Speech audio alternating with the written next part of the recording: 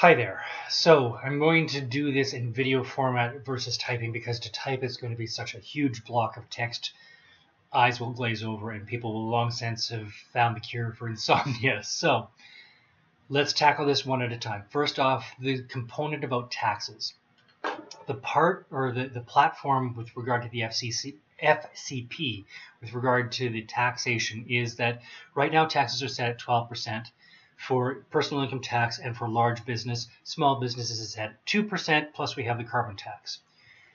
The FCP wants to drop the income tax rate down from 12% to 10% and as a flat tax. That will hopefully, and we're anticipating that once you actually see money is coming in, not just next week, but the week after, the month after, when you can trust that that paycheck is actually going to be there in that amount, the instinct will be to start to do exactly what we need most, start to spend. This was one of the few nuggets from Ralph Klein that I can get my head around easily, and that is that the more you wind up spending, actually the more we will get in taxes than if we actually left the taxes up at 12%.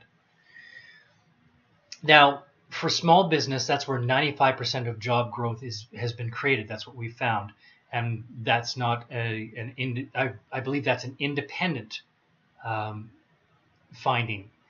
So by taking the 2% and simply zeroing it out, that gives the pressure or takes the pressure off of small business and allows them just to breathe a little bit and start to get their recovery in place. And with the recovery, now we have jobs that are starting to be created. With the jobs actually being created, now we have more money coming into our system. And again, our tax revenues are going to be increasing in order to go back into the province and fund the things that we need to fund.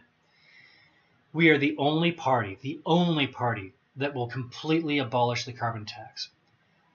From the perspective of the individual, from the perspective of the small business, and even of the large business, it's a tax that just keeps hitting and hitting and hitting.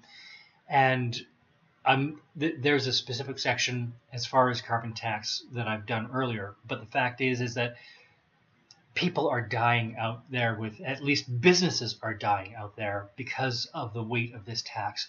And right now we're only at 30. They're looking at increasing to 50, potentially even more. That'll just simply end us.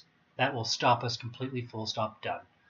So the platform of this particular party is to lower those taxes, flat tax, especially for the income tax from 12 to 10.